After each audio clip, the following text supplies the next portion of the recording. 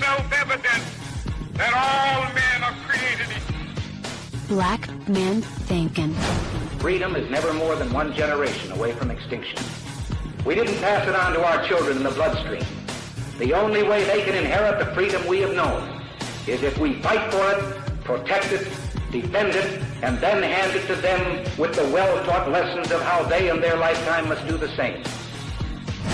Black Man Thinkin. Anytime you throw your weight behind a political party that controls 2/3 of the government, and that party can't keep the promise that it made to you during election time, and you are dumb enough to walk around continuing to identify yourself with that party, you're not only a chump, but you're a traitor to your race.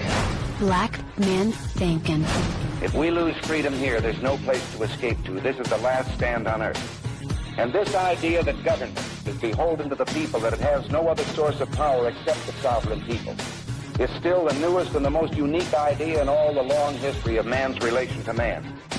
Whether we believe in our capacity for self-government or whether we abandon the American Revolution and confess that a little intellectual elite in a far distant capital can plan our lives for us better than we can plan them ourselves. Black Man Thinkin. In this present crisis, government is not the solution to our problem. Government is the problem. Black Man Thinkin.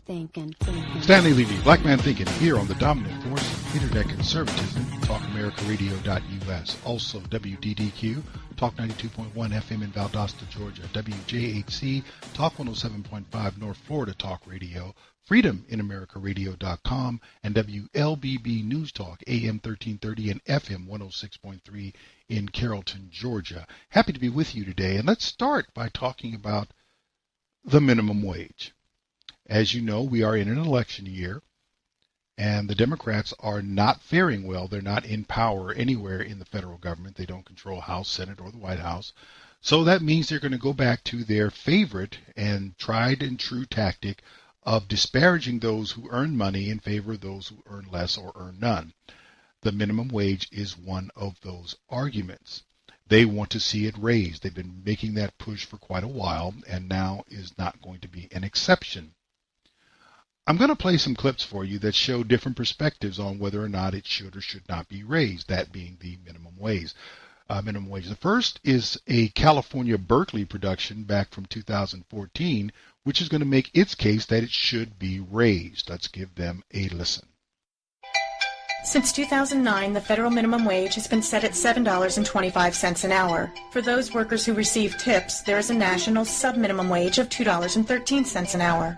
Who are the members of the low-wage workforce? Less than a quarter are teens, 56% are women, 28% support families of their own, and 44% have at least some college education. If the federal government had tied the minimum wage to inflation when it set the minimum wage back in 1968, today's minimum wage would be $10.96 an hour. If it were tied to productivity, it would be $19.76 an hour. If today the federal minimum wage was raised to $10.10 an hour, 1 out of every 5 kids in America would see at least one parent get a raise, and it would give an additional $1,258 a year to more than 28 million workers across the United States. Critics say raising the minimum wage will cost jobs. They say that if you raise the cost to employ people, employers will respond by cutting back on hours or hiring fewer people. What does the research show us? One of the most rigorous and extensive studies was done by researchers at the University of California at Berkeley, who compared employment levels among pairs of neighboring U.S. counties that had differing minimum wage levels between the years 1990 and 2006. So, for example, in 2005, Spokane County, Washington had a minimum wage of $7.35 an hour. Researchers compared employment data to neighboring Kootenai County, Idaho, that only had a minimum wage of $5.15 an hour. Looking at the restaurant industry, which traditionally employs large numbers of low-wage workers, the researchers studied every county pair with differing minimum wage levels over the entire 16-year period and found that higher minimum wages did not reduce employment. So if labor costs went up and employment didn't go down, where did the money to pay these higher wages come from? Price increases? Well, yes, part of the cost was passed on to customers through small one-time increases. Studies of San Francisco's 30% minimum wage increase, for example, found that in restaurants, prices went up by 2.8%, which would make that $8.50 burger cost $8.74. Loss of profit? Perhaps a bit, but we must also consider that when employees are paid more, they are more satisfied with and committed to their jobs, and this saves employers money. Costs associated with turnover, hiring, and training go down. Grievances and absenteeism go down, while worker performance and customer service improves. And with more wages in their pockets, low-wage workers put more money back into the economy, frequently into the very sectors that employ low-wage workers. Paying living wages leads to a virtuous cycle that builds strong local communities and contributes to a vibrant economy.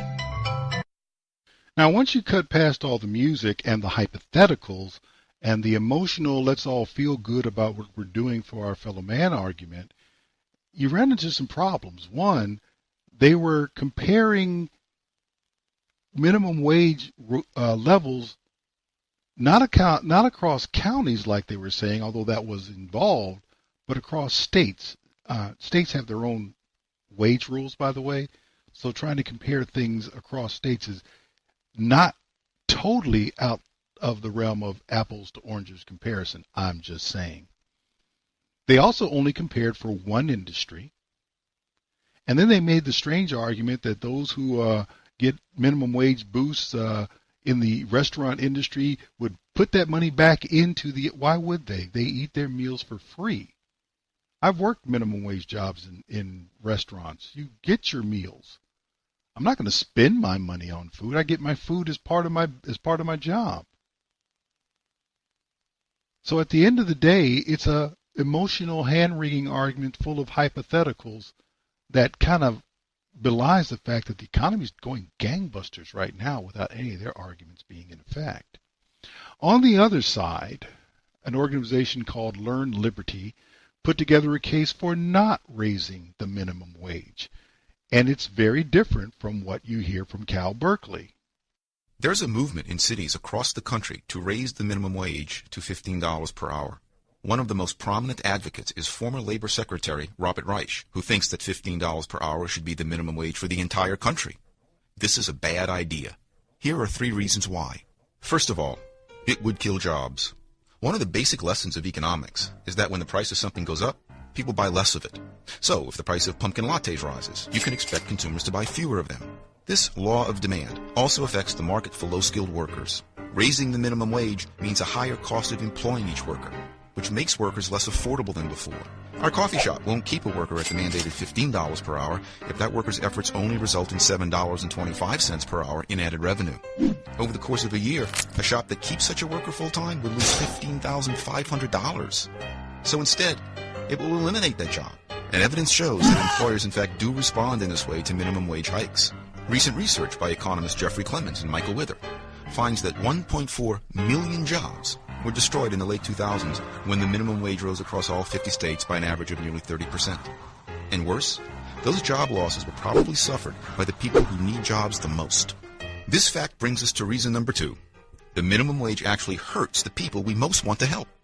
When the minimum wage rises, the workers fired first and the ones hired last are those who employers judge to be the least productive. The inner-city teen from the lousy school district, or the immigrant with poor English, will be fired before the suburban American teen from the excellent school district. So those who are most disadvantaged tend to suffer the most job losses. This reality is compounded by the fact that raising the minimum wage causes more competition for jobs. A supermarket job that once paid $8 per hour draws more applicants when it pays $15 per hour.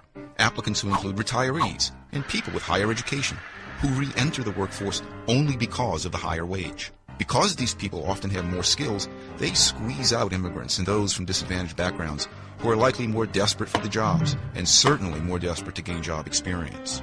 The third reason is that minimum wage hikes aren't necessary to give deserving workers raises.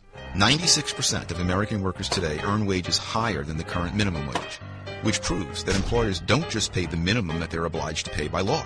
Employers respond to the value that each employee adds so they can retain the best talent.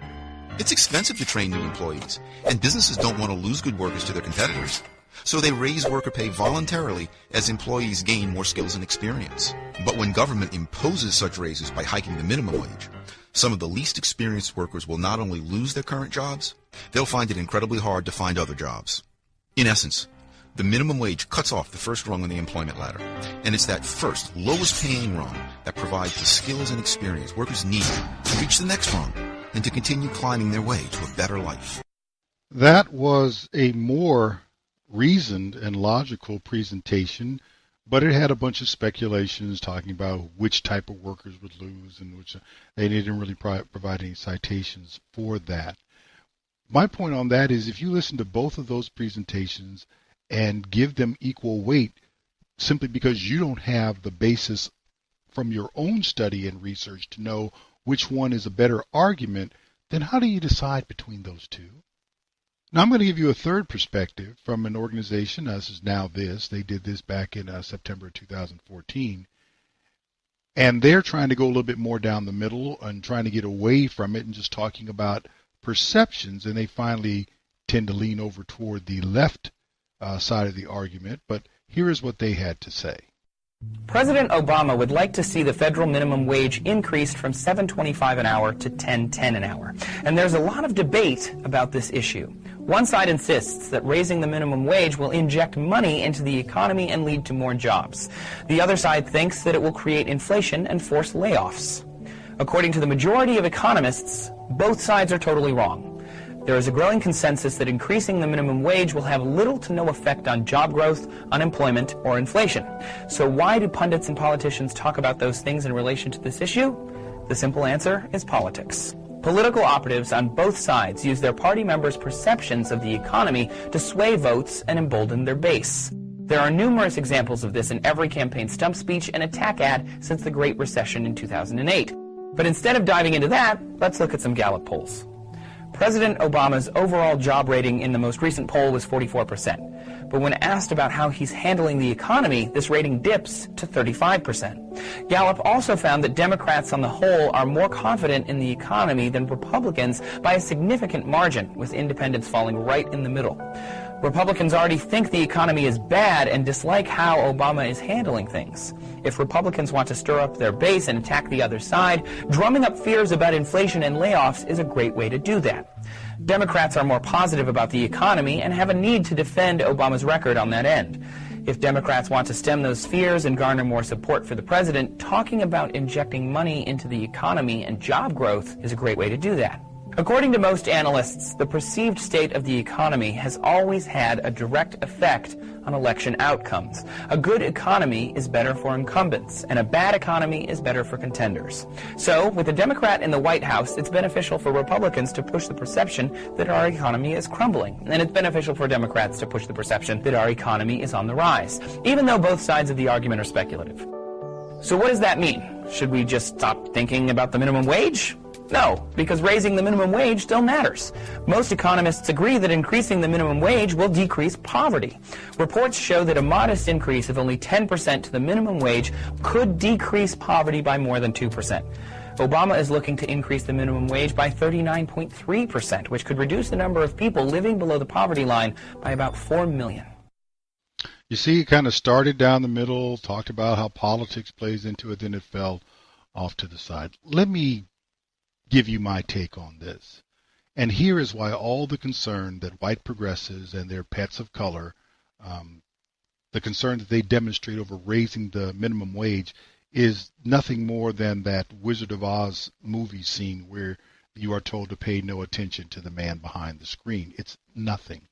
According to the U.S. Bureau of Labor Statistics, in 2013, 80.4 million workers aged 16 and older were hourly employees. That was 58.3% of all employees, of which there were 154 million. 542,000 of those, less than half, just over 500,000 of those 80 million were paid exactly the prevailing federal minimum wage. Another 1.3 million made less than that. So altogether, 1.8 million of, here's the total workforce, 1.8 million of 154 million workers were paid at or below the minimum wage. Now let's compare that to 2016, because 2016 you had 2.2 million people paid at or below the minimum wage. Guess what? The first year of Donald Trump, 2017, saw that number decrease from 2.2 million to 1.8 million, while the workforce itself increased by more than 1.5 million people. I'm just telling you, these are the numbers. And what that means is all the raising the minimum wage drama would impact less than 1.2% of a growing and an increasingly more highly paid U.S. workforce. By the way, that percentage, based on year-to-year numbers of people who are getting paid at or below the minimum wage, that is decreasing. So why do I care? Remember this the next time you hear Pocahontas, Elizabeth Warren, or Hillary bought me a house, Bernie Sanders, or that new idiot, Alexandria Ocasio-Cortez, talking about the minimum wage. Remind them that 99 out of 100 U.S. workers don't have a dog in that fight. They've already found a way to get past the minimum wage by simply having skills that people thought were worth more than that. And oh, by the way, the economy is doing well and the job market is doing well. I have another question for people. I just have to ask it, and that is, for those of you who usually support the minimum wage, you also have a problem with the tariffs that Donald Trump is bringing in. Let me ask you a question. Why is it a good idea to raise a tariff on American businesses as far as employment is concerned, but wrong to raise a tariff on foreign businesses as far as allowing American goods in? So when you raise a tariff, because the minimum wage is a tariff, you're making people pay more to hire people. Why is that a good idea, but it's wrong to have other businesses pay more to bring their goods into our country? I don't get it. Are we trying to protect the American worker? Wouldn't raising wages and raising tariffs go hand in hand? Because if they don't, I don't understand the argument. Well, you think Donald Trump is wrong? I think Donald Trump is being Donald Trump. But I also did some research on the tariffs argument, and most of the people who are opposing him are uninformed, including those in the House and Senate. Bottom line, this minimum wage nonsense is just that. It is a non-issue that is made a political issue every other year by folks who need votes desperately because they have no other message, which is usually the Democrat Party. Bear that in mind when you come into November, that about 99 out of 100 workers already earn more than the minimum wage. But you're going to make policy based on the 1%? I thought we didn't like that in this country. Stanley, Levy, Black Man Thinkin. We'll be back after this.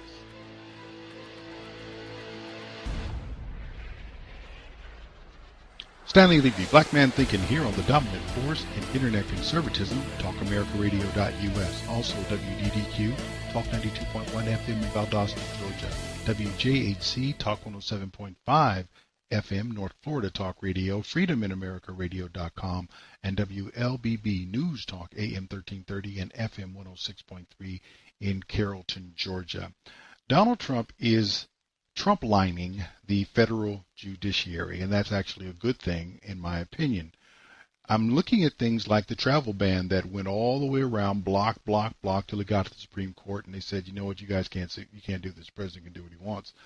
He's not, in effect, singling out a religion. There's nothing in the executive order that ever singled out a religion. It singled out countries that happen to be Muslim-run, but guess what? It ignored a whole bunch of other larger Muslim-run countries, like Saudi Arabia, for example, and did not put any restrictions upon those coming from those countries. It was nonsense what the right was saying, and the Supreme Court looked through that nonsense and says, there's no basis for what you guys are doing. The president can do what he wants according to the Constitution. We also had the case of the Colorado baker, who was sued for not making a cake for a homosexual wedding. He said, I don't do that. They were sued, the Colorado Civil Rights Commission, or whatever they call themselves, ruled against him. That went to the Supreme Court, and the Supreme Court said, no, you can't make the guy violate his religious convictions in the conduct of his business.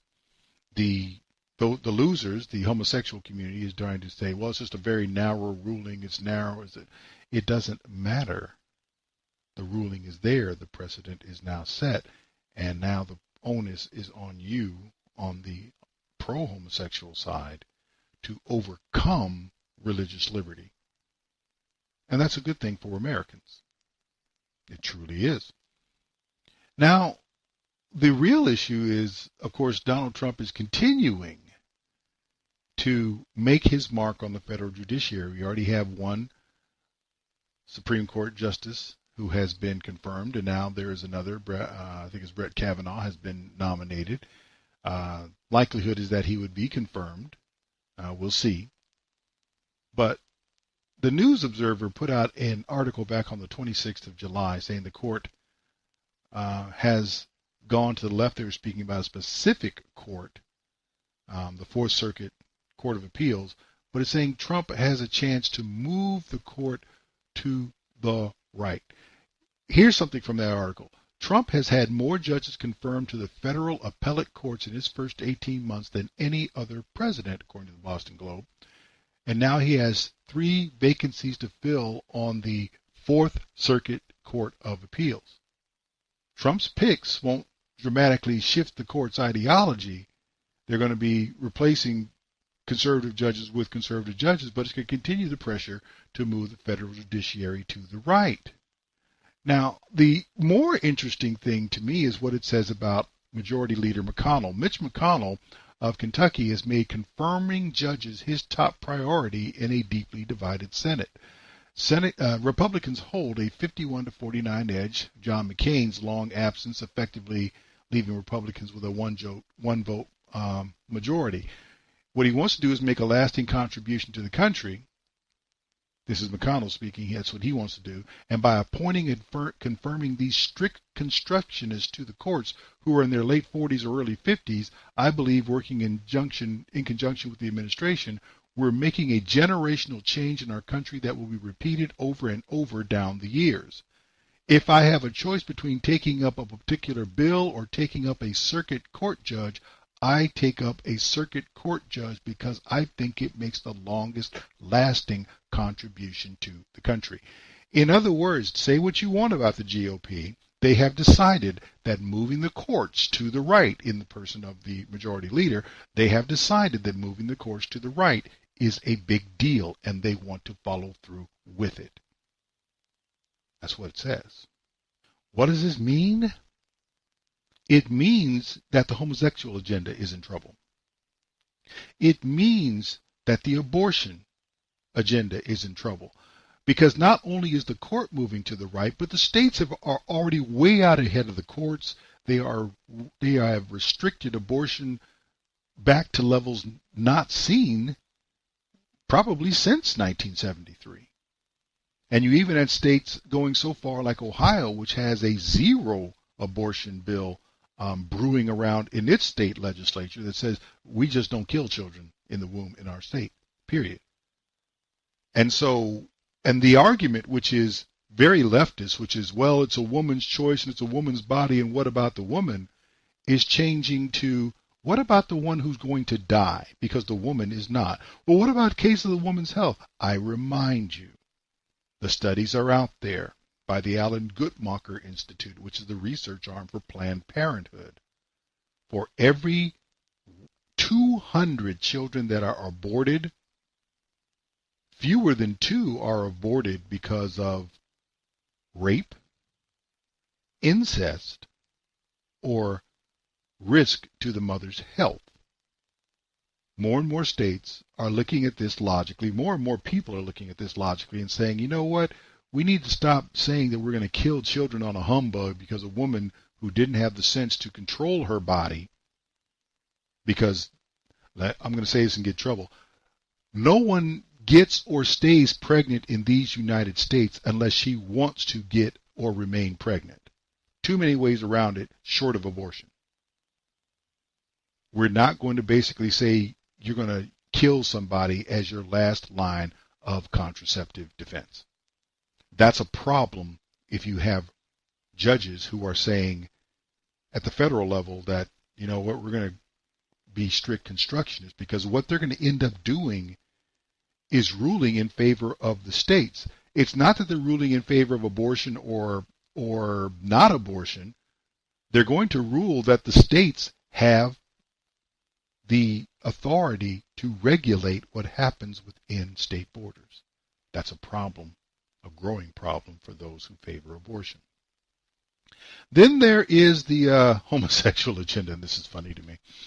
I think I mentioned before, but you might remember back in 2015 there was a case that involved Planet Fitness in which an individual was, they had their membership taken away because they walked into the women's locker room and they saw a man there, a transgender woman, a man who was trying to pass as a woman, and they took issue with that. And back in 2015 when it first happened, Dr. Drew Pinsky still had a show at that time, and he had a debate on his show that went a little bit about the incident.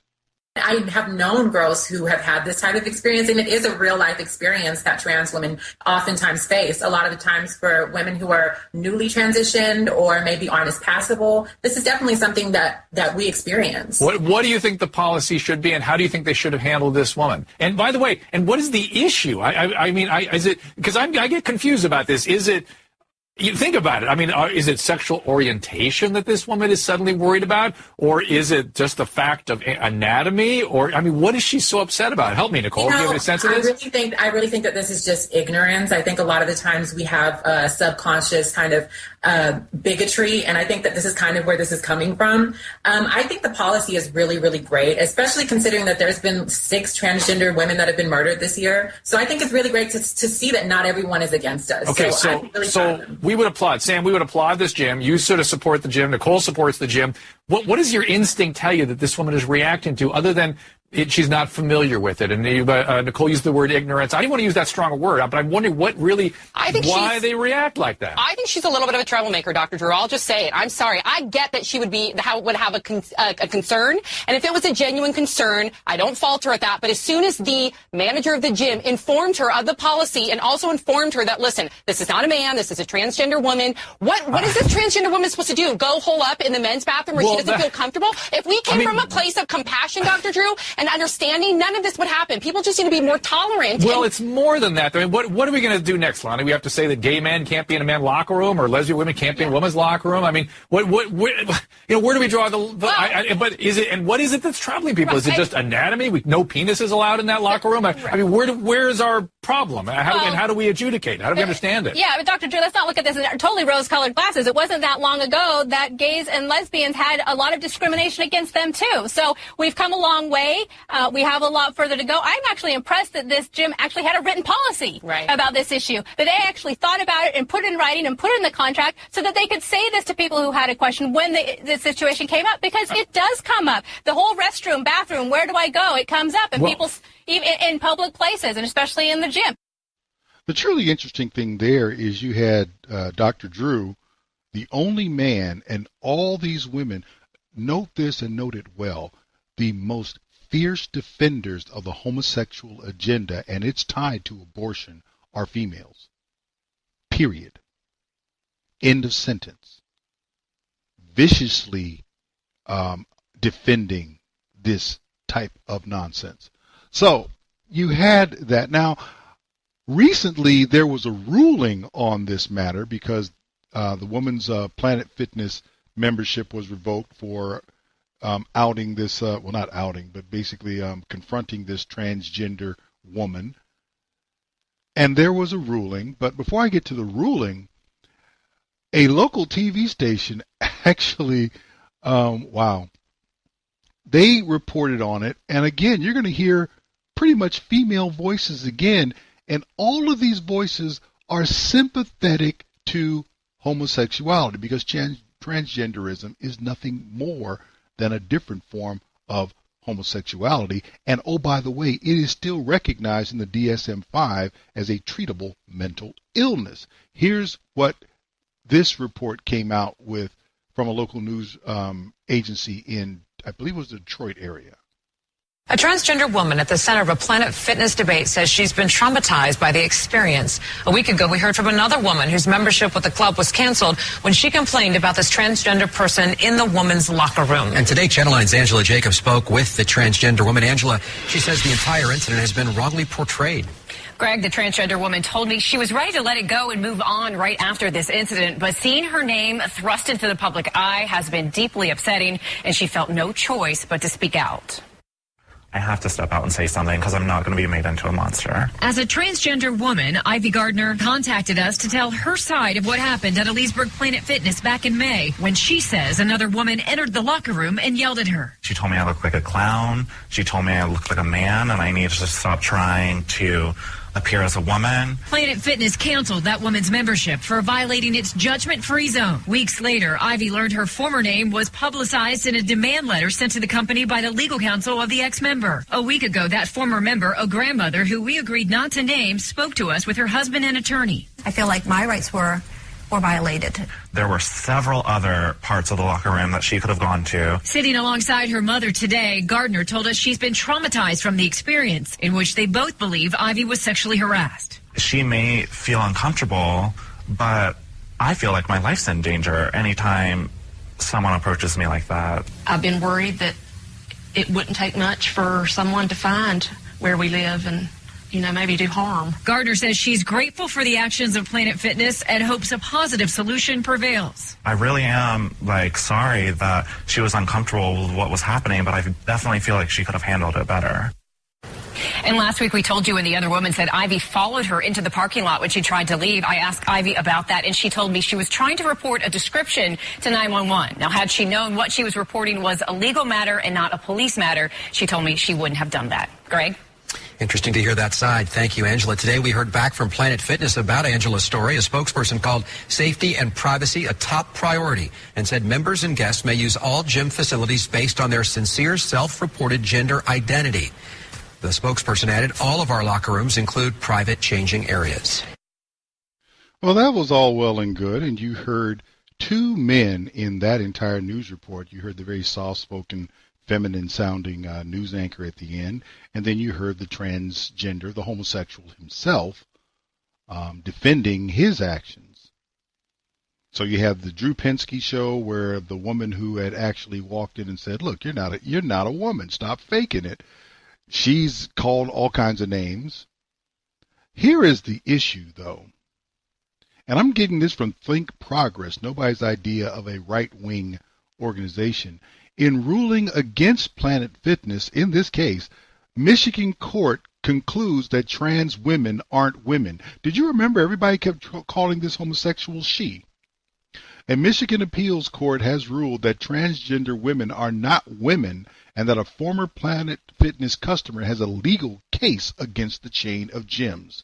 This goes back to the 2015 case when Yvette Cormier saw a transgender woman whom she described as a man in the woman's locker room of her local Planet Fitness. She complained to management and warned other customers, and the gym canceled her membership for disruptive behavior, and she sued Planet Fitness for over $25,000 in damages, alleging that she suffered a violation of privacy, embarrassment, humiliation, severe distress.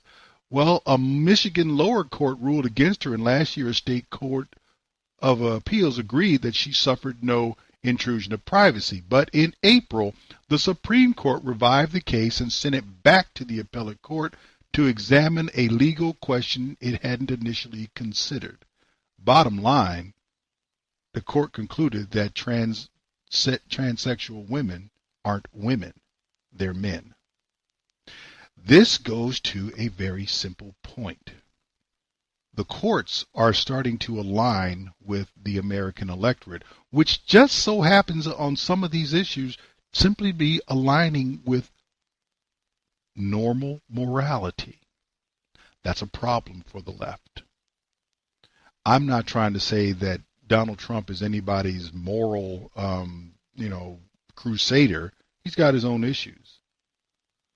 But he is doing things in the traditional American sense of what is right and wrong and making sure the courts line up with that. If you have a problem, then you have a problem. I'm good with it.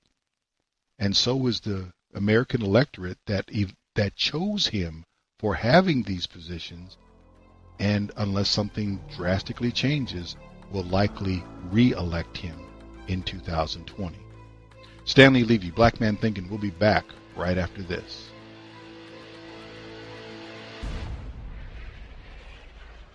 Stanley Levy, Black Man Thinkin' here on the dominant force in Internet conservatism, TalkAmericaRadio.us. Also WDDQ, Talk 92.1 FM in Valdosta, Georgia, WJHC, Talk 107.5 North Florida Talk Radio, Freedom in AmericaRadio.com, and WLBB News Talk AM 1330 and FM 106.3 in Carrollton, Georgia. Final segment of this first hour. For the upcoming midterm elections, the Democrat Party is offering two things: voter fraud and socialism. Let's tackle them in order. Start with voter fraud. This is from back in 2016, where Fox interviewed a former member of the Justice Department talking about people voting who are dead. I'm sorry, dead people generally vote for Democrats rather than Republicans. If you want me to tell me that I think the election in Philadelphia and Chicago is going to be fair, I would have to be a moron to say that. There you got Rudy right there. Dead people voting, we know it happens from time to time, and Rudy Giuliani told CNN that the dead prefer Democrats. But is that true? Election lawyer and former attorney for the voting rights section of the U.S. Department of Justice, J. Christian Adams, joins us right now. J. Christian, you have handled some dead people voting cases in the past, haven't you? Yeah, I filed 6 in just the last year against Philadelphia, Broward County, Florida's pending, places where the voter rolls are corrupted.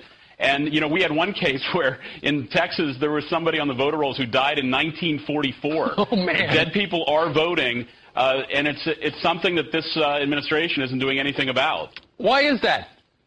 Well, they must like it. They must like who they're voting for. Look, when I was at the Justice Department in the Bush administration, we enforced a law called Motor Voter that forced states and local election officials to clean up their voter rolls of dead people. And when I was there, we shut it down after the Obama inauguration. We would not bring cases because these people are opposed to cleaning the voter rolls. Why is that? Well, now we have 4 million, Steve, ineligible and dead voters on American voter rolls, according to the Pew Charitable Trust. That's too many, and it's going to affect the election. 2 million is a big number. Jay Christian, everybody's going, mainstream media, it's not rigged. You don't have to worry about dead people voting. Are you saying those people are wrong? Yeah, they're covering up criminal activity. Groups like the League of Women Voters and the SEIU are intervening in my lawsuits to try to stop voter roll cleanups because they like it the way it is. They like people. There's a case in Oregon, Lafayette Keaton voted for his dead son. Why wasn't he prosecuted by the Justice Department? That's the other problem. The Obama administration is not prosecuting voter fraud. If you stopped giving traffic tickets, what would happen to the highways? Exactly. Exit question. Is Rudy right? Most dead people wind up voting for Democrats.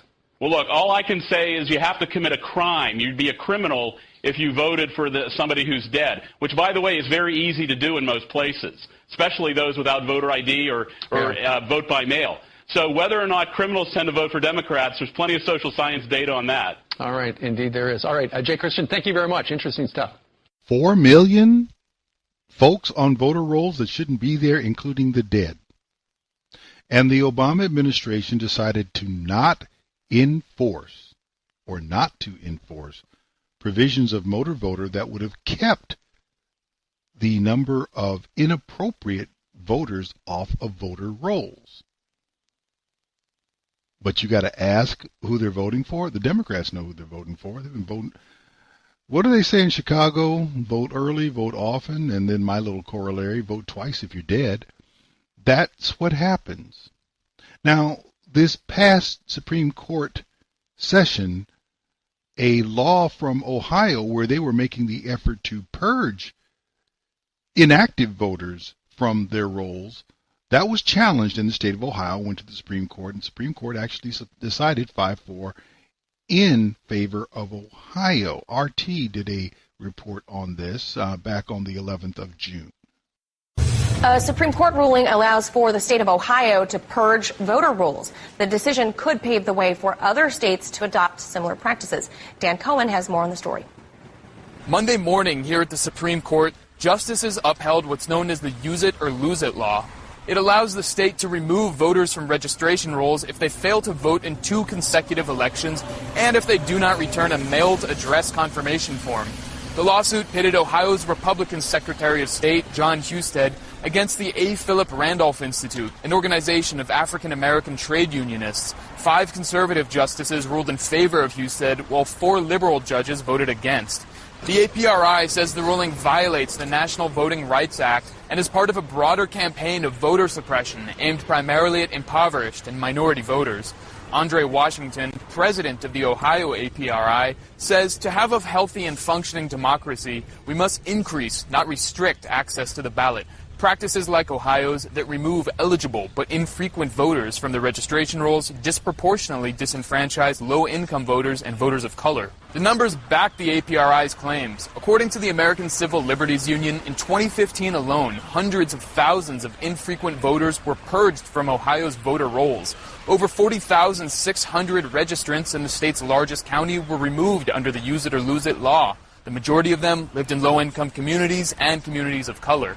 This Supreme Court decision is likely to set a precedent, as at least a dozen other Republican-dominated legislatures have promised to enact similar measures. Reporting in Washington, Dan Cohen, RT. So if you haven't voted in consecutive elections and you don't do anything to even validate or verify your address, there is a civil rights organization that says you should be kept on the voter roll. So you don't vote. We can't even verify that your address is correct, but we should keep you on the rolls. That is an invitation for voter fraud, by the way, folks. And guess what? Republicans are no longer playing this game. They have seen the votes cast by the dead. They have seen the multiple votes cast by the living. They have seen the voter fraud machine factory, literally, that was the old Acorn organization that Barack Obama was associated with. And they don't want anything to do with this. You say at least a dozen other states are saying, we're going to clean up our voter rolls. We're going to do something about this nonsense. And if they do, the Democrats are going to be hurting any election day after that occurs. The other thing that the Democrats have to offer is democratic socialism, which is really socialism that is in its infant stages. You have full-grown socialism, adult socialism being practiced in Venezuela, and you can't feed people right there. It's not happening. It's terrible. And the Democrat socialists here are ignoring what's going on in Venezuela, though at one time they did praise Hugo Chavez for what he did in nationalizing oil and everything else he did. Bless his dead heart. Bernie Sanders, back in October of 2015, while he was running for the nomination, Democrat nomination for president, even though he's not a Democrat. Anyway, he was asked by Anderson Cooper, what is a democratic socialist? Here is his rambling response.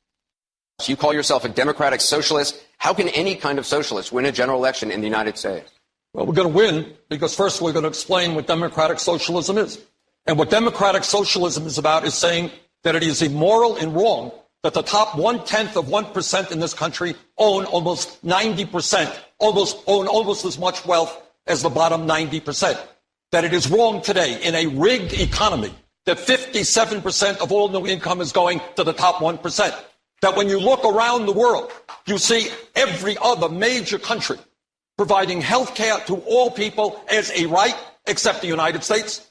You see every other major country saying to moms that when you have a baby, we're not going to separate you from your newborn baby, because we are going to have medical and family paid leave like every other country on earth. Those are some of the principles that I believe in, and I think we should look to countries like Denmark, like Sweden, and Norway, and learn from what they have accomplished for their working people. Denmark is a country that has a population of 5.6 million people. The question is really about electability here, and that's what I'm trying to get at. The Republican attack ad against you in a general election, it writes itself. You supported the Sandinistas in Nicaragua, you honeymooned in the Soviet Union, and just this weekend you said you're not a capitalist. Doesn't that ad write itself? Well, first of all, let's look at the facts. The facts that are very simple. Republicans win when there is a low voter turnout, and that is what happened last November. 63% of the American people didn't vote, Anderson. 80% of young people didn't vote. We are bringing out huge turnouts and creating excitement all over this country. Democrats at the White House on down will win when there is excitement and a large voter turnout, and that is what this campaign is doing. You don't consider yourself a capitalist, though? Do I consider myself part of the casino capitalist process by which so few have so much and so many have so little, by which Wall Street, greed and recklessness wreck this economy? No, I don't. I believe in a society where all people do well, not just a handful of billionaires. So let me see if I get this straight. You're going to explain what democratic socialism is. Obviously, you either did not do it or people did not like the explanation because you could not even get the nomination. Of course, that may have been part of the voter fraud that Democrats say never occurs. Nevertheless, your beginning of the explanation was to complain about wealth inequity and call it immoral without saying what morality it was. The idea that everybody doesn't have the same thing is to you immoral? How does that work? Everybody doesn't put in the same effort, Bernie. They never have. You didn't put in the right effort to get a house purchased for you by Hillary Clinton, but you accepted it, but you're not a capitalist. Let me get this straight. So you didn't explain your support for the Sandinistas. You didn't explain your honeymooning in the Soviet Union. Of course, Russia's a big thing right now. That's a big thing right now. You were over there for your honeymoon. But you mean good for the United States? How does that work? The fact of the matter is it doesn't. His explanation is weak. It is simply a matter of, hey, if you don't have anything, look over there at those people who have and make them give it to you. That is democratic socialism. You don't have to believe me. They've brought up a new idiot.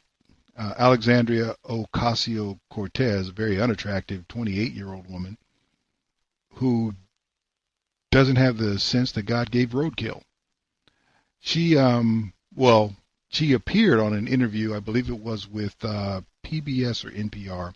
Anyway, Fox News picked that up, and on the 18th of July, after her upset win in a Democratic primary in the city of New York, which pretty much guarantees her a straight pass through to Congress, she was asked about her views on capitalism, and this is just fascinating to me. Tommy, let's switch gears. There's a 28-year-old political newcomer. She's a socialist who won the Democratic primary here in New York City. Her name is Alexandria Ocasio-Cortez. And I don't know if she really has a handle on how the jobs thing works, but she had this observation about the unemployment rate, which right now is very low. Unemployment is low because everyone has two jobs. Unemployment is low because people are working 60, 70, 80 hours a week and can barely feed their kids. And so I do think that right now, when we have this no-holds-barred, Wild West hyper-capitalism, what that means is profit at any cost. Capitalism has not always existed in the world, and it will not always exist in the world. Okay, so what do you make of her economics ideas where the reason unemployment is low is because everybody's got two jobs? Unemployment is low. The unemployment rate is low because people are working two jobs. The unemployment rate is low because the people who have two jobs are working 60 to 70 hours. Are you serious? A woman's an idiot. But that's what she thinks. So what she wants to do is, I guess she's going to manufacture some people who aren't working and give them jobs and make sure nobody works more than 40 hours a week. And she's going to combine her thoughts with Bernie's to make sure that everybody has the same amount of stuff, which is exactly what socialism is about. Everybody has the same, no matter how much they work. If you're a human being, you deserve as much as the next human being, no matter your talent level, no matter your level of industry, no matter your perseverance. It just doesn't matter. And oh, by the way, you need a government to enforce this, because people who have money don't want their money taken. And guess what? The people who know how to get money, we need to restrict them so that they cannot make more than you. That is what the Democrat Party has to offer. That and voter fraud. 4 million people on the rolls that shouldn't be there. Doesn't that kind of explain the 3 million popular vote victory that Hillary supposedly had? It could. The dead vote for Democrats. Illegal immigrants who shouldn't be voting, vote for Democrats. Everyone who is questionable votes for Democrats.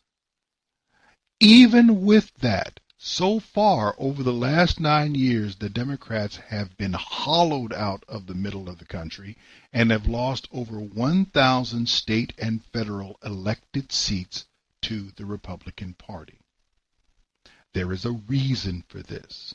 The Democrats have no message. The message that they do communicate is increasingly anti-American, and their response to getting their butts kicked in elections over the last 9 years is to go further and further to the left. My suggestion to you as Americans is to let them go. If that's where they want to be, God love them. Get the heck to stepping. Leave us alone. Turn them out. Vote them out. Don't let them back in until they start to agree with you. Unless you really want to live in Venezuela.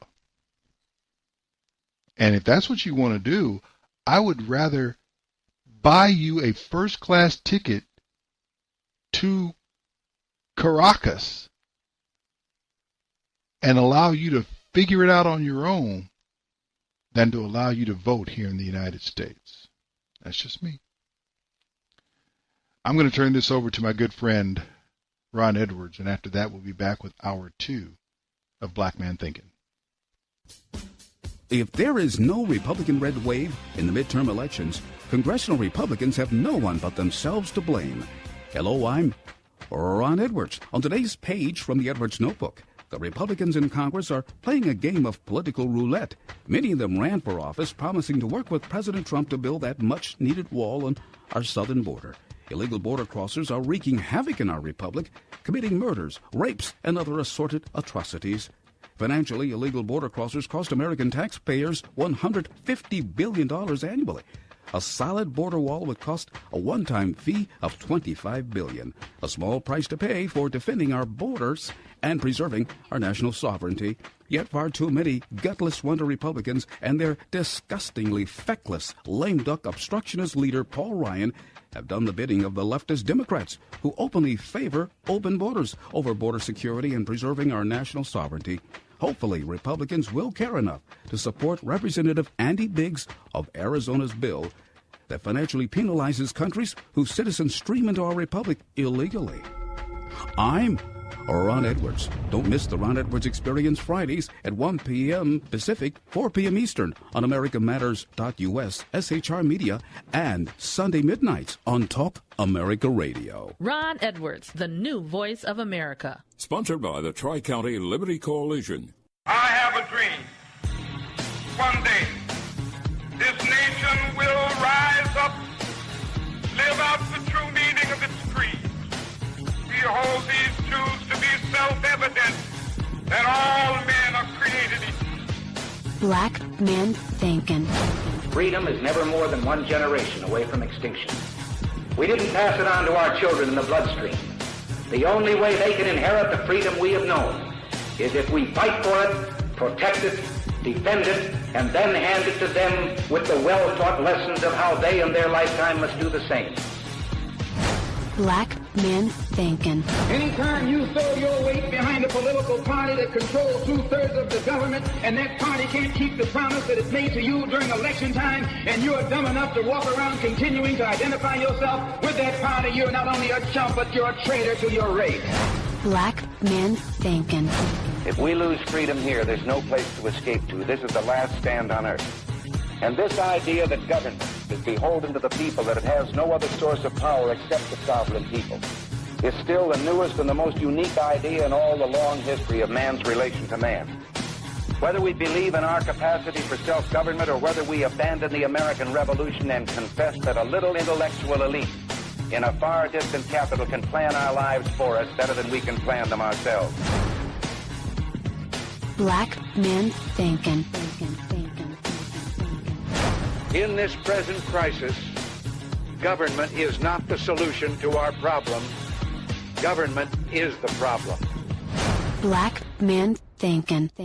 Stanley Levy with Hour 2 of Black Man Thinkin here on the dominant force in Internet conservatism, TalkAmericaRadio.us. Also WDDQ Talk 92.1 FM in Valdosta, Georgia, WJHC Talk 107.5 North Florida Talk Radio, Freedom in AmericaRadio.com, and WLBB News Talk AM 1330 and FM 106.3 in Carrollton, Georgia.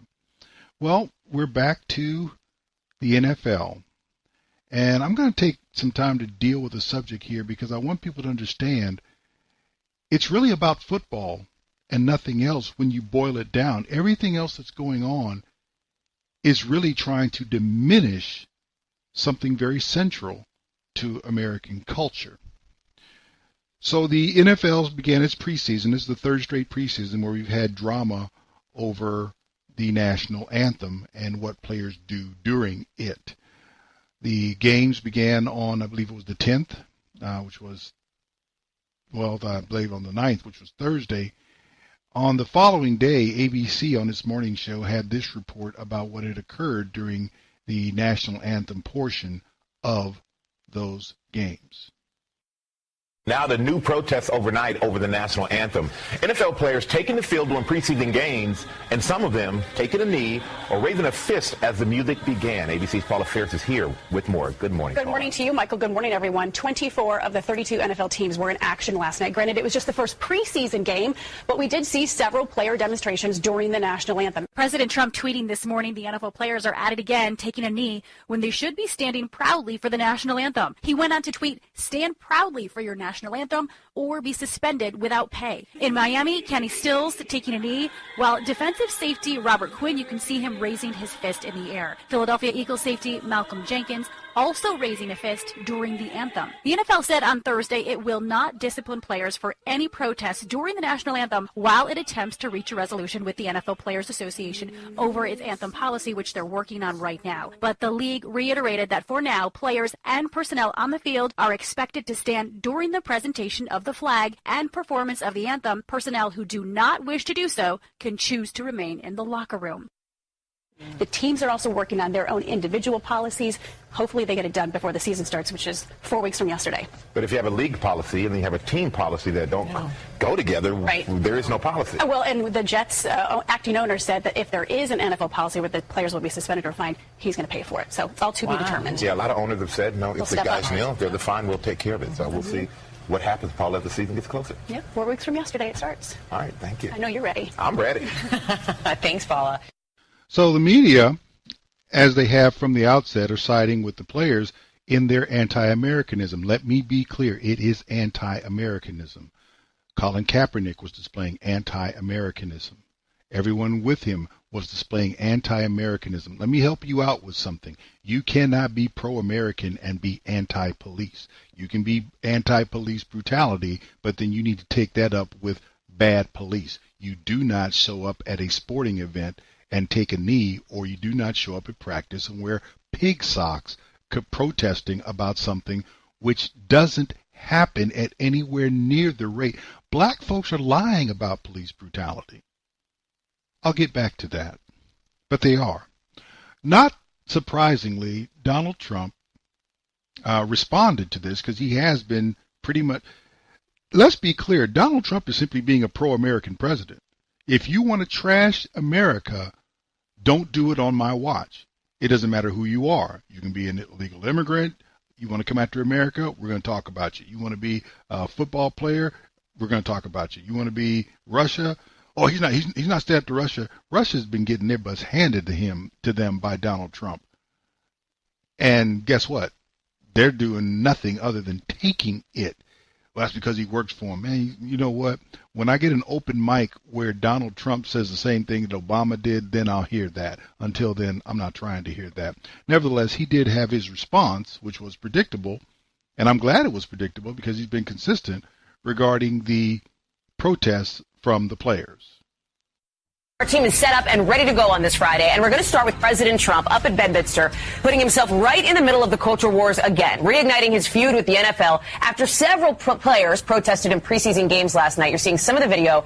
The president tweeting just a few hours ago saying the NFL players are at it again, taking a knee when they should be standing proudly for the national anthem. Numerous players from different teams wanted to show their outrage at something that most of them are unable to define. They make a fortune doing what they love. Be happy, be cool is the message from the president. Fans are paying so much money to watch and enjoy. A football game is no place to protest. Most of that money goes to the players. Anyways, he continues. Let me get over to Jeff Bennett, who is live for us there in New Jersey. It comes, Jeff, as all of this goes down. This is not new from the president. What's new is that this is the NFL preseason. He is picking up this culture war fight, even as there are some major policy issues that the president is dealing with. And a former White House insider, Omarosa, who talked about her on this program yesterday, is now alleging the president used racist, inflammatory language. Yeah, there's a lot happening here, Hallie. And look, the first thing to know is that the NFL is back, and so too is the president's crusade against these player protests. So he was apparently reacting to what happened last night at a preseason game. He had a couple of players there on the field take a knee during the anthem. A few others raised their fist. But when the president tweets where he says, they wanted to show their outrage at something that most of them are unable to define, we should be clear that the players have been crystal clear from the start that they were not protesting the anthem. What they're demonstrating against, they say, is racial injustice and police shootings of unarmed black men. So if you ask the question, why does the president keep returning to this issue? Well, people close to him tell me, and I'm sure you have this in your own reporting, that he views this as a political winner, whereas issues such as tax cuts, tariffs might not be as relevant and resonant for his base. This cultural issue certainly is. This is the president's view. So it's one of the reasons why he talks time and time again about immigration and, yes, about this issue of NFL protests. Take a look at what he said in the past about this. Wouldn't you love to see one of these NFL owners, when somebody disrespects our flag, to say, get that son of a bitch off the field right now, out, he's fired. He's fired! You have to stand proudly for the national anthem. Well, you shouldn't be playing. You shouldn't be there. Maybe you shouldn't be in the country. The problem that the media has is they're not pro-American. Donald Trump is pro-American. Under the umbrella of Americanism, remember when he says, you know what, stand proudly for the flag. That's all he said. You want to do your protest? Don't do it during the game. Do it at another time. Because what you're doing is you're driving a wedge between the NFL players and the American people. The NFL has started to lose revenue. They've lost viewership. They're losing other things. The money's going to start to spiral because advertisers and TV viewership and other types of viewership, people are simply not watching.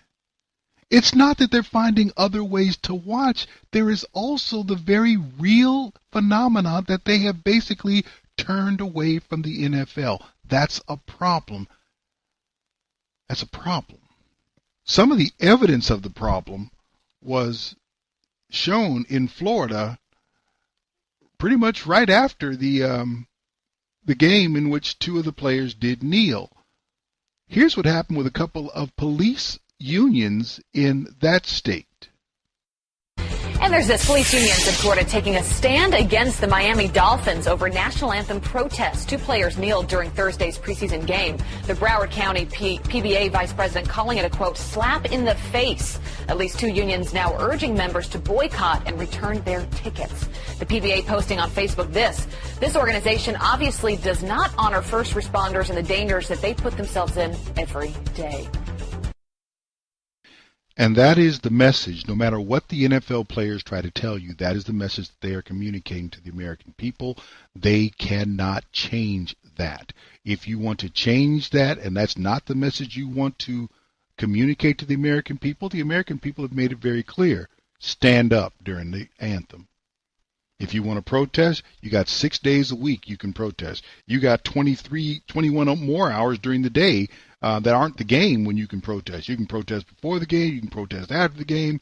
You can do whatever you want to. But once it comes time to get started, you don't protest. And you definitely don't protest in a manner that diminishes anyone. And the NFL players do not want to accept that message, and they think they're going to ram their message instead down the throat of the fans. It never works that way. You're not the boss. They are. Now that I've made that as clear as I can, let me make this very clear why this is an issue in my mind. What the NFL has done, beginning with the merger back in 1970, I guess it was.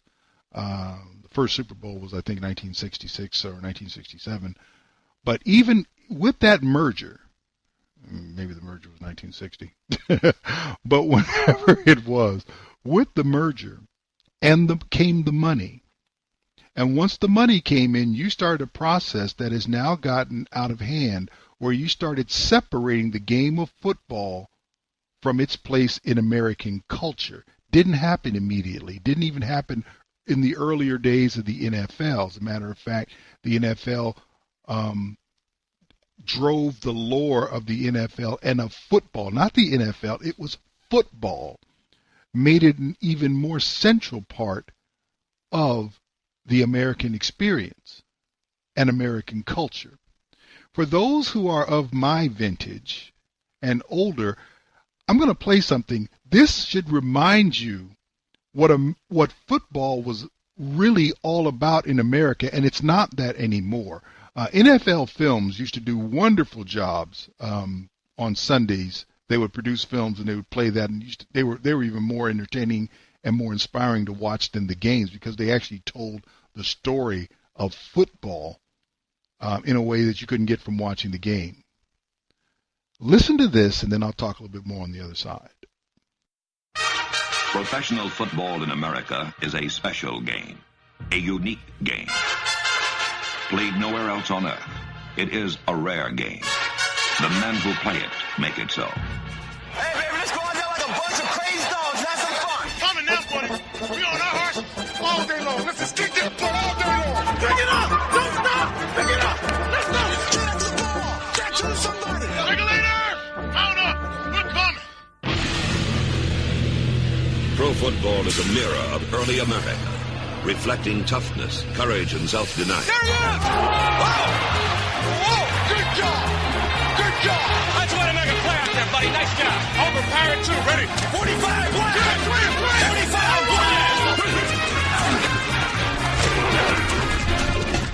Keep it playing at this level now, huh? Keep it up, baby. Keep it up. We're going to be here all day, baby. Hang in there, little buddy. They're coming at you. You better sweat up. Is this fun or what? The game is wide open, not confined. X's and O's on a blackboard are translated into imagination on the field. It can be one man rising above the obscurity of the grim, no-glory duty of special teams. It is a lineman clawing through the carnage at the scrimmage line and devouring a quarterback. Brown right, Fox 2 run on set, ready? The game is perpetual motion.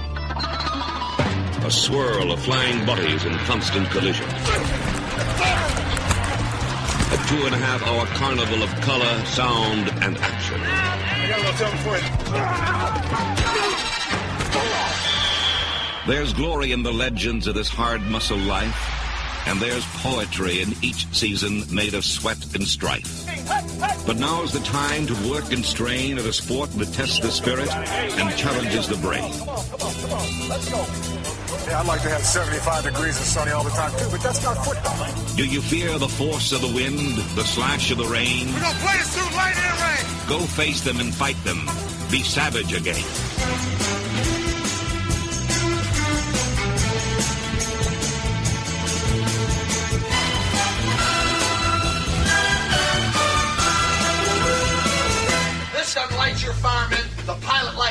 This football team is coming into our place. They're standing in our way. This is a game of the heart. Focus and finish. A time for achievement, a time for purpose, a time for glory.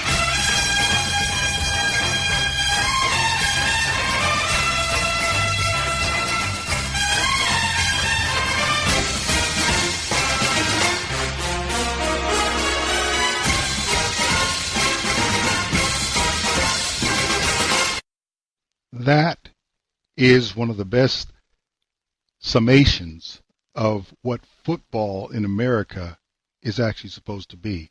It harkens back to the early days of America when someone had to put themselves in a position of sacrifice in order to achieve. Yes, you were part of a team, but in order to get the team over when it wasn't working, someone had to go above and beyond, showing toughness and individual courage and character.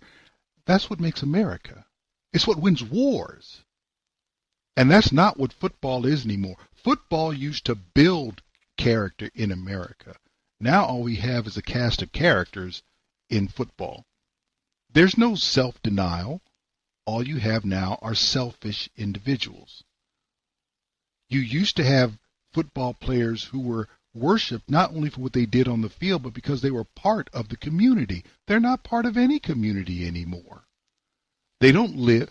Football players used to have other jobs to support themselves in the off season. They had businesses. They did all these things. They were still looked up to. They were community leaders. Now they are community standoffs.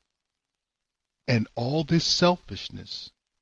Now with the protests, how dare you?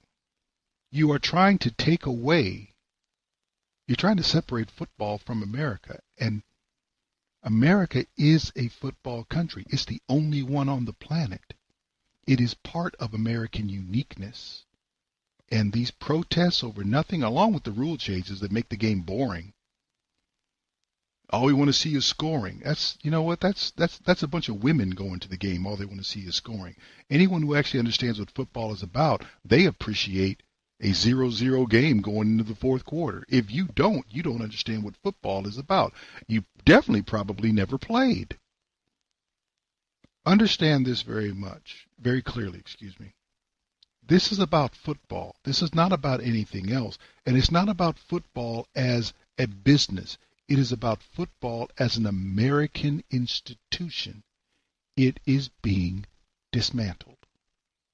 And the protests are the latest instrument of trying to take this apart and make football an historic relic in American culture as opposed to a continuing unifying force. Stanley, Levy, Black Man Thinkin'. We'll be back right after this.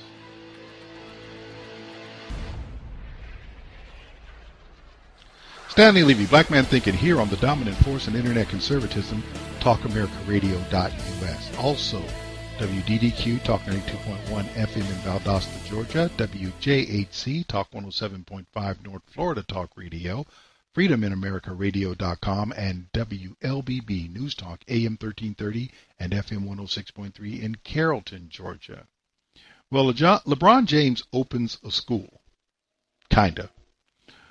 What do I mean by that? Well, back on the 30th, I believe it was, of July, LeBron James announced the opening of his, and I put that in quotation marks, I Promise School. A local affiliate, WKYC in Cleveland, I believe it was, filed this report on that day. We are here for the opening of the I Promise School. Of course, this is LeBron James filling his own promise here to the students here in Akron. We're talking about hundreds of at-risk students getting a first look at their school today. It's going to be the first look for these parents, these families, as they pull up. Austin's outside with that look. Austin, give us an idea on what these families are going to see when they get here and how this building and this place actually just kind of represents itself to these people for the first time seeing it today. No, absolutely, I will. And Tiffany, with all that being said, you know, it's really a school unlike any other here in the entire area. Later today, 240 3rd and 4th graders will be welcomed in here to the I Promise School in Akron. Just a gorgeous sight from outside here. And it's the kids that are going to be attending here are the kids that need the academic attention the most. The students attending the school are underperforming in reading, math, and other academic areas. The STEM-based program will give kids a hands-on approach to learning. It's an approach that educators believe will make a huge impact in the lives of students here in Akron. We are going to be that groundbreaking school that will be a nationally recognized model for urban and public school excellence. We are letting people know that it is about true wraparound supports, true family integration, and true compassion. The school is just 3rd and 4th grades right now, with plans of expanding to 1st through 8th grade by 2022.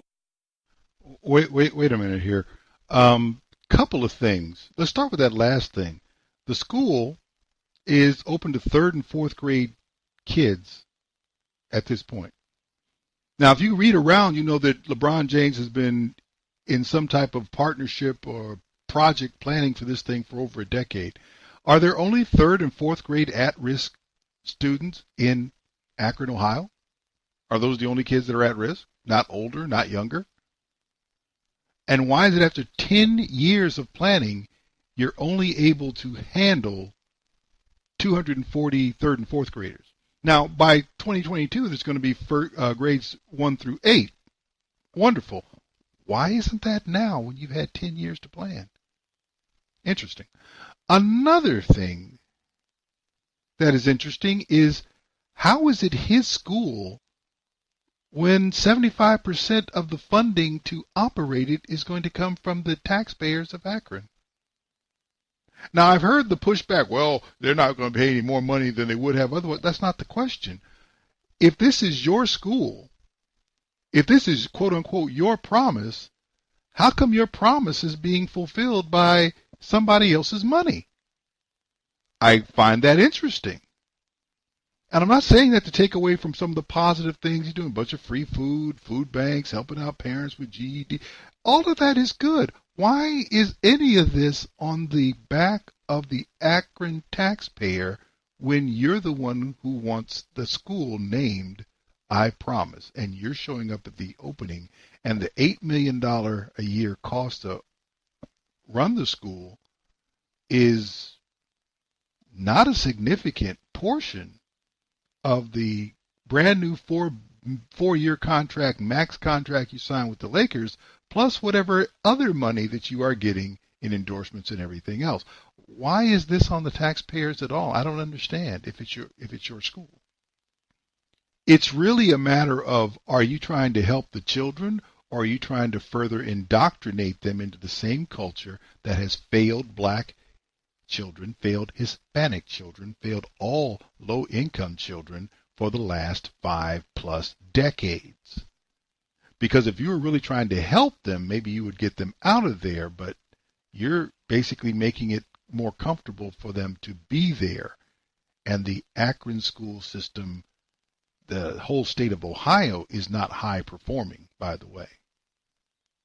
So I'm not exactly sure what that is about. In other news on this, I went back and started looking at other examples, and this is just a point of balance, so to speak, because what you have are people trying to say that, this is the greatest thing, and look what black folks are doing, white folks don't care about us. Oh, really? Well, back in 1981, in New York City, there was a gentleman who walked in to his old elementary school, and he did something remarkable. 60 Minutes actually captured it. His name was Eugene Lang. Some of you may have heard of him. Most of us may have not. But here is how 60 Minutes reprised his story that started in 1981 in 1986. 60 Minutes, rewind. This is one of those stories which, if Hollywood were producing it, the headline would read, "Millionaire with Heart of Gold offers hope to ghetto kids." You know, something really schmaltzy like that. Well, this isn't Hollywood. This is 60 Minutes. And our headline is, "Millionaire with Heart of Gold offers hope to ghetto kids." It's 7:30 in the morning, and already Eugene Lang, who likes getting an early start, is on his way to work. Lang lives on Fifth Avenue in Manhattan, but he got there the hard way. He grew up poor, washed dishes in a restaurant to help support his parents during the Depression. Today, age 67, Eugene Lang is a rich industrialist, founder of the Refact Technology Development Corporation, a self-described penny pincher who rides buses rather than squander his money on cabs and limousines. Less than 2 miles from where Lang lives, Janet DeJesus lives in the projects. In a city the size of New York, it's unlikely that Lang and Janet would ever have met. Nor would Lang have crossed paths with Ski Bing, who lives with his mother and 2 brothers in Harlem. Yet several years ago, Eugene Lang did something that brought him into contact with Ski Bing, Janet DeJesus, and a lot of other inner-city kids. Something that changed their lives and his. Well, I was seated in a chair right over there. The podium was here, right center stage. And there, all arrayed in front of me, were all of these bright, young, shining faces in blue caps and gowns. The year was 1981. Eugene Lang was about to give the commencement address to the 6th grade class here at PS 121 in Harlem. A half-century before, Lang himself had gone to this school, gone on to graduate from college and become a self-made multimillionaire. I was really frantically groping around in my mind. What am I going to say? What am I going to say? How am I going to make these kids look at me? What he was about to say to the 61 graduates was the same old stuff. Stay in school, work hard, you too can become rich and successful. And I suddenly realized that anything I had to say that was ordinary, conventional, would be completely out of place, would be completely meaningless. He found himself increasingly uncomfortable with the speech as he prepared it, and Gene Lang decided to put his money where his mouth was. I said to them that I will give each one of you $500 that will be applied against your tuition at college for each of the 4 years that you will attend. But more than that, each year between now and the time you're ready for college, and that will be 6 years, I will increase that tuition commitment so that by the time you are ready for college and are accepted, there will be sufficient funds, a sufficient commitment for your tuition so that you will be able to attend. It was like, a dream come true. No worries in the world towards education. Who was this person coming out of nowhere, ripping up his speech and just throwing us money at us? I thought he was joking. The atmosphere seemed completely electric. There literally was a gasp in the audience, literally a gasp. And as I stood there and heard that gasp, I thought to myself, well, today I am a man. I really felt so good because I felt that I had come out and they were there and we had met and that we were together. Eugene Lang had no connection to these kids. He hadn't grown up, except for the school. They were all attending the same school that he had attended a half-century earlier. So he was back to give a commencement speech at his old public school. He didn't know these kids. When he was there, it was a poor white school.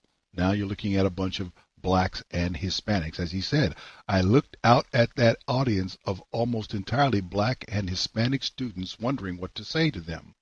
It dawned on me that the commitment banalities I planned were, or the commencement banalities I planned were completely irrelevant. And he began telling them that one of his most memorable experiences was Martin Luther King's I Have a Dream speech, and that everyone should have a dream.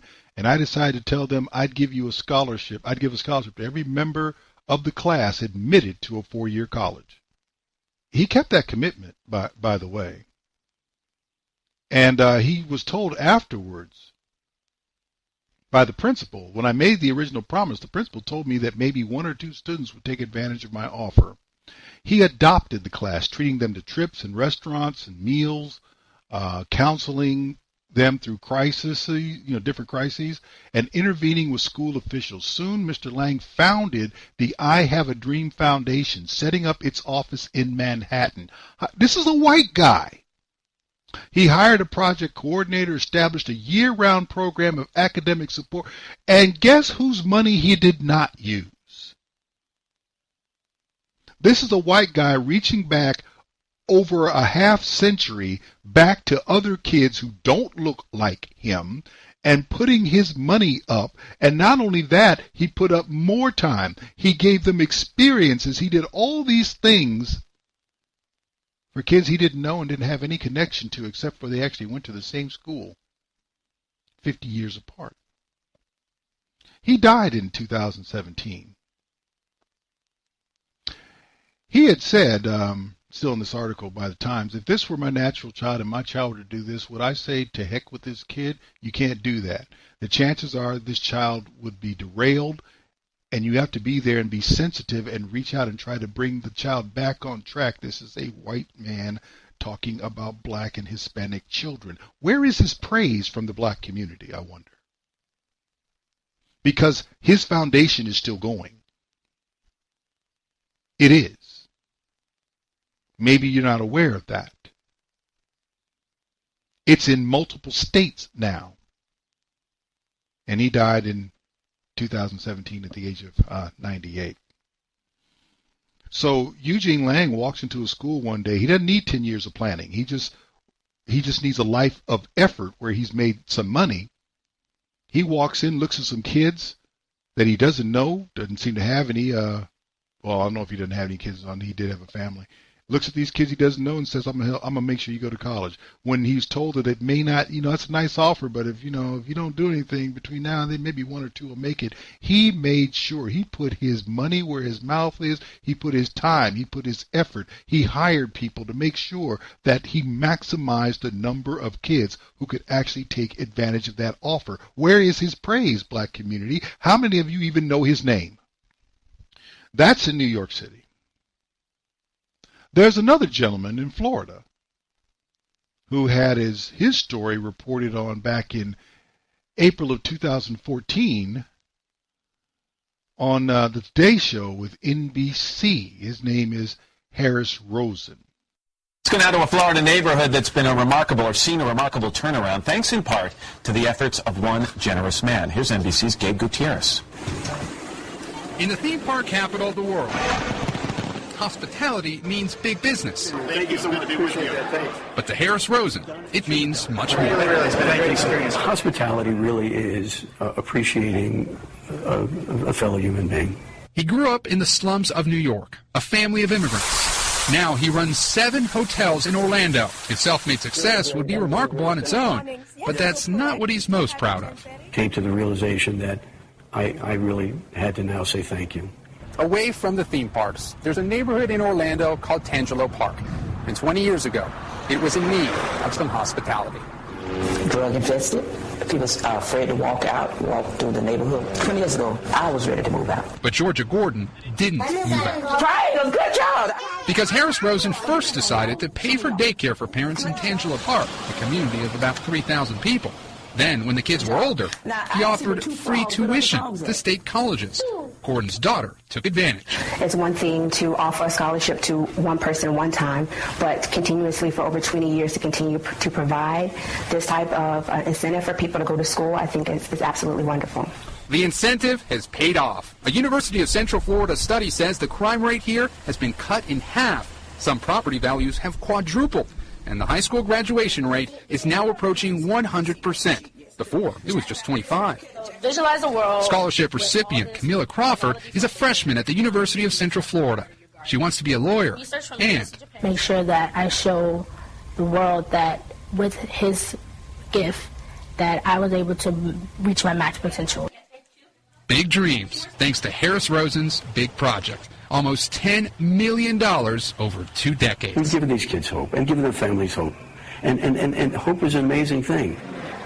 Now he hopes other private donors will start similar scholarship programs in hard-hit communities across the country, spreading hospitality through education, one child at a time. For today, Gabe Gutierrez, NBC News, Orlando. Good job. Nice to have a few good stories on a day like today. We've been covering so much tough news. Harris Rosen is still alive. He's 78 now. He is still helping out Tangelo Park. He is responsible, greatly responsible, for massive change, cutting the crime rate in half, getting the high school graduation rate up to nearly 100%. Wow. And helping to fund kids going to college. He's been doing this for more than two decades now. Oh, he grew up in New York, too. You know what? That's interesting because Eugene Lang grew up in New York. Harris Rosen grew up in New York. Donald Trump grew up in New York. Donald Trump's a very generous man. Most people don't know it because just like these other two, they didn't go around advertising their generosity. They didn't go look for the cameras to try to get attention for it. They didn't go to the schools and stand up and try to open anything and talk about how big and bad they were for having done anything. They simply did the American thing, which is if I see somebody, I help somebody if I can, and I just keep it moving. It's not special for me to help somebody. It's American of me to help somebody when I can. I don't need fanfare when I do it. The fact that I have the ability to do it by the effort I put in, I don't want to be thanked. I'm trying to thank the system. I'm trying to thank this country for what it's done to me, and I'm trying to pay it forward by investing in these children who don't look anything like me. By the way, anyone who wants to know, go look up Tangelo Park. And then I'm going to ask all these people who want to praise LeBron for what he's doing for one school. I want to know why you haven't praised, if you haven't, do you know who Harris Rosen is, what he did for a black community in Florida, a whole community, and have you praised him? I want to know if you know who Eugene Lang is, how many people he has helped, the foundation that he set up to get folks not only funded for college, but motivated to go, operating in multiple states, a white man, both of them white men, and have you praised him? Because if you have not, you're hypocrites. You are so invested in criticizing the white man that you don't even acknowledge the good of which they're capable. You always want someone to speak positively of you. But are you speaking positively of the people that help you, or do you need their skin color to match yours before you have a kind word to say? Stanley, Levy, Black Man Thinkin'. We'll be back right after this.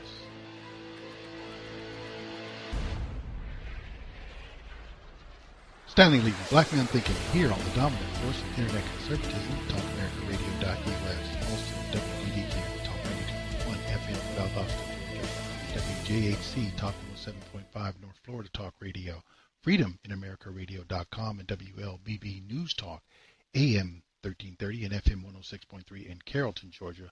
Final segment of the show. I want to talk about what I call the curious case of the moonwalking Negro, and that is K-N-E-E-G-R-O-W.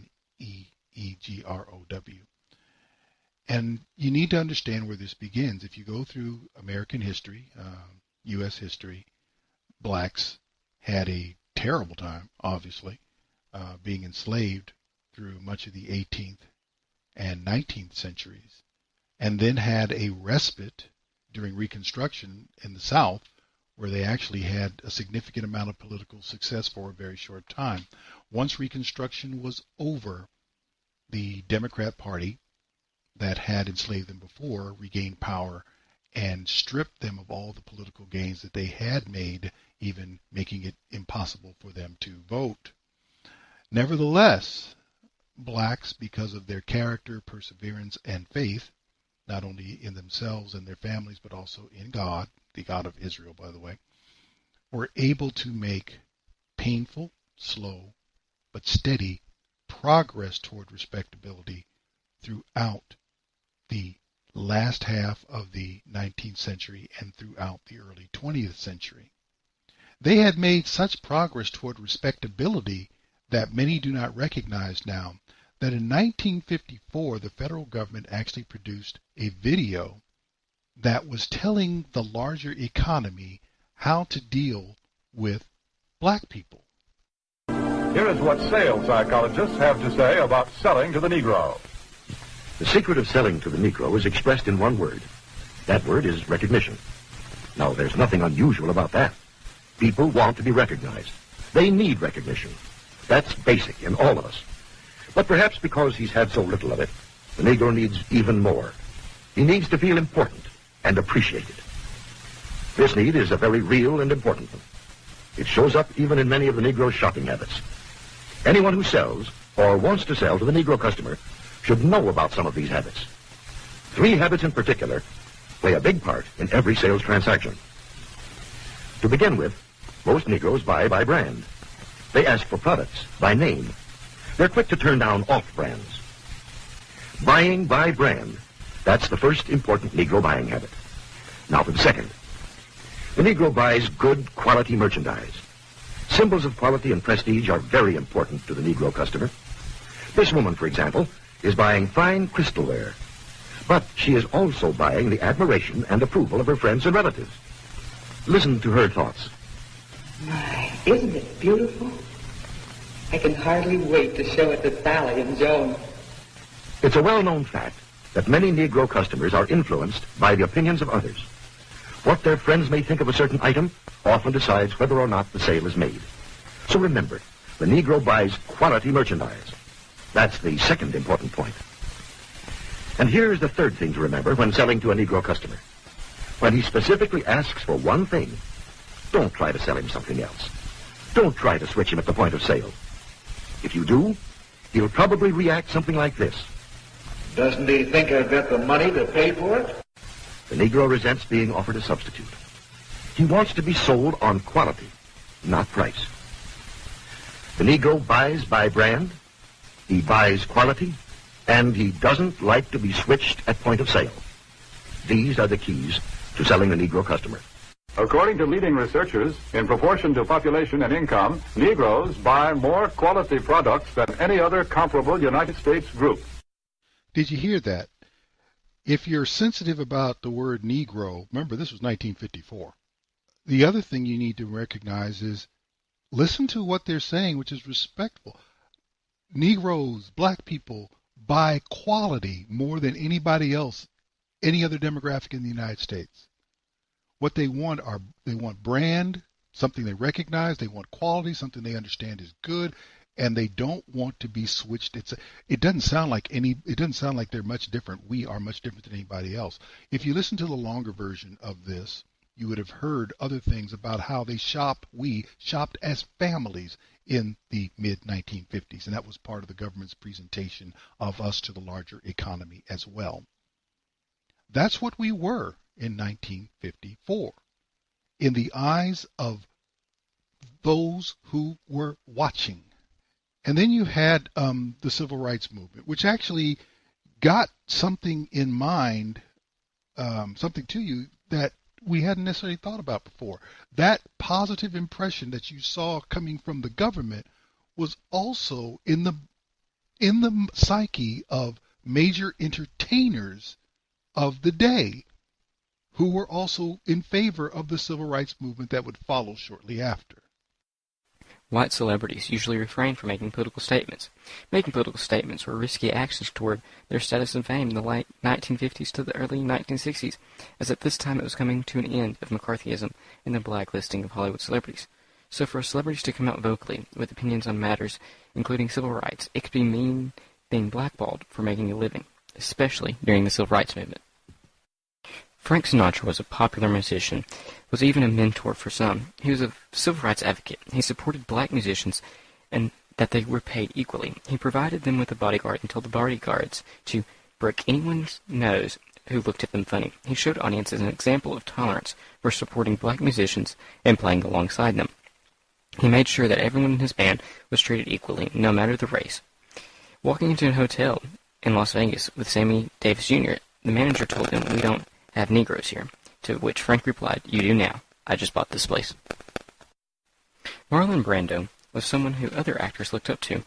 When Marlon Brando's career slowed down in the 1960s, he became more political. He donated money to Dr. Martin Luther King's Southern Christian Leadership Conference. He marched on the March on Washington in 1963. He also attended a Black Panther rally in 1968, which caused his reputation to weaken. Due to the support of the Black Panthers, it led to the Brando blacklist, which kept him from getting larger roles in movies and caused him not to work for 3 years. Bobby Darin had a short but influential career. Darin was not just a Las Vegas headliner, but he was also an actor. Darin was an idol to American teenagers and adults. Bobby had always wanted to do politics. He even helped JFK campaign. Bobby was a supporter of Dr. Martin Luther King Jr., He marched in a civil rights march from Salina to Montgomery, Alabama in 1965. He advocated for black musicians. Bobby really wanted Nipsey Russell as his opening act. However, the manager at the Copacabana refused. Darren threatened to have a sit-in outside, and the club manager finally gave in.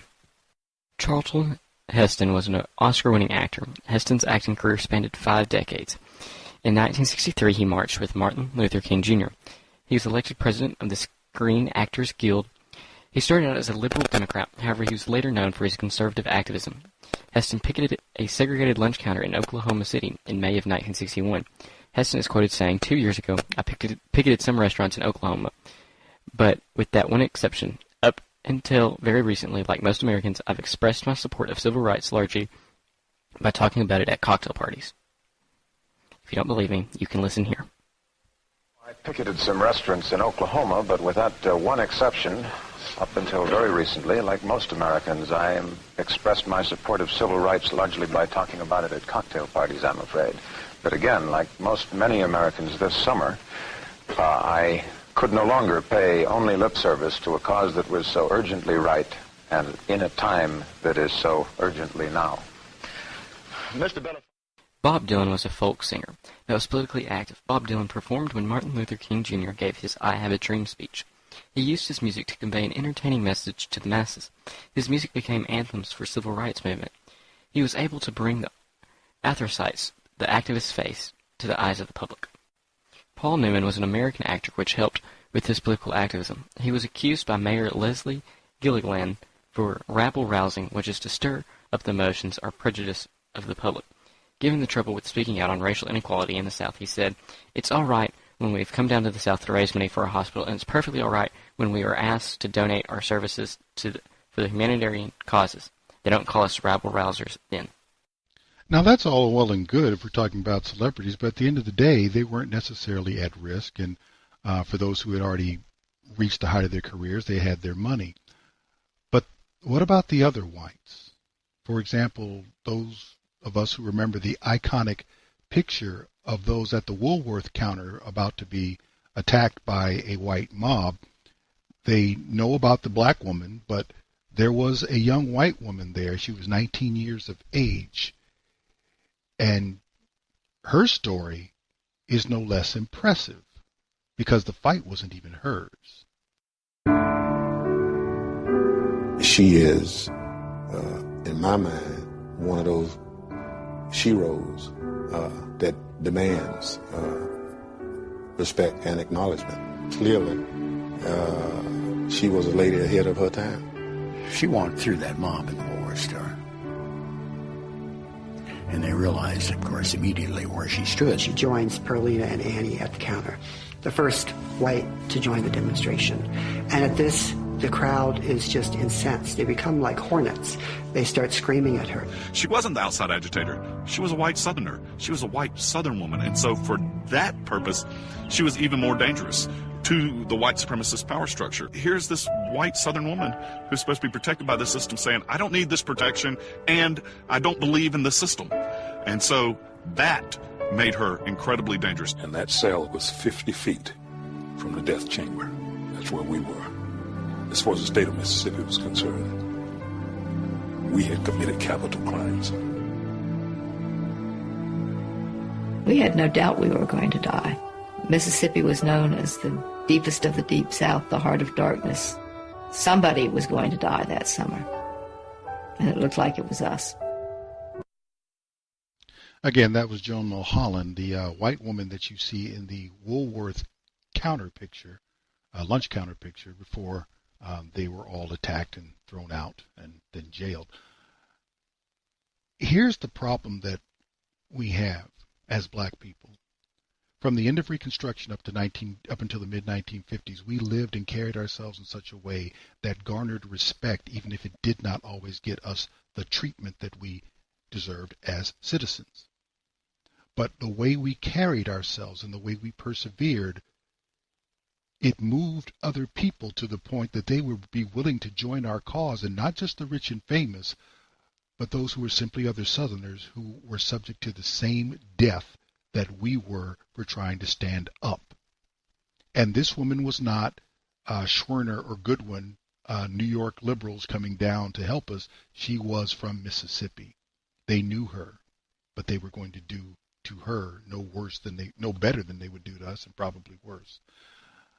The point being, the way we carried ourselves for the first half and more of the 20th century built so much goodwill, enough goodwill, that those who needed to be aligned with us to make change were willing to do so because of what they thought of us.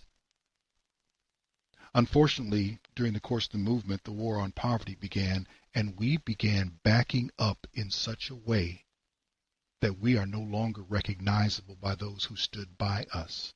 The whites who stood by us, we thanked them. We honored them back in the day. Now we speak of them all as though they are oppressors.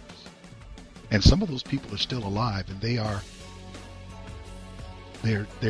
mystified by what we've become. We're not family oriented. We don't buy quality. We don't buy brand. We don't like to be. We don't go around being switched at sale. Now you can get anything over on us. We're not family people. This moonwalking is the problem, and that is what I oppose most of all. We had and displayed a better character on the other side of the I have a dream speech than we do now. And because we have dropped our character and we have lowered our morals, we have made ourselves politically irrelevant. Our characters and morals were so high before that even without the vote, we drove national legislation. We need to get that back. If as black people you're going to make a difference ever again in this country. And that's the show. God bless you. God keep you. And until next week, do take care.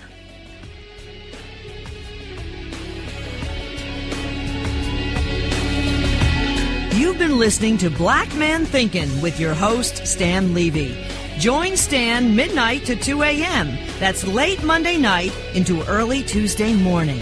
And find him on the web at Black Man Thinkin' without the G. That's blackmanthinkin.com.